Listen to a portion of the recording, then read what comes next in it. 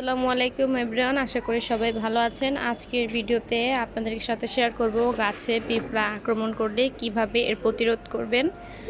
তো এর প্রতিরোধের জন্য আপনারা একটি বোতলে হলুদের গুঁড়ো এবং সানসিল্ক শ্যাম্পু নিয়ে ভালো করে বোতলটা ঝাঁকিয়ে নেবেন। একসাথে সব কিছু মিক্স করবেন। মিক্স করার পরে এটা গাছে স্প্রে করে দিবেন।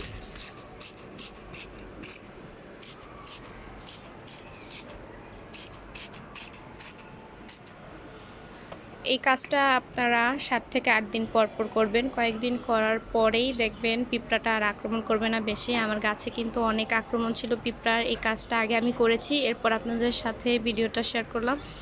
আর এখানে দেখেন আমি কিন্তু গাছের কাটিং করে দিয়েছিলাম। এই যে এটা হচ্ছে 1G কাটিং, আর এখানে এই যে দেখেন শাখা বের হয়েছে। এরকম গাছের কাটিং করে দিলে আপনারা 2G শাখা বের হবে। এই যে আর এরকম কাটিং করে দিলে কিন্তু আপনারা ছোট গাছেও ফলন পাবেন। তো আশা করি আজকের ভিডিও আপনাদের ভালো লেগেছে। ভালো লেগে থাকলে অবশ্যই লাইক কমেন্ট শেয়ার করে দিবেন। আল্লাহ হাফেজ।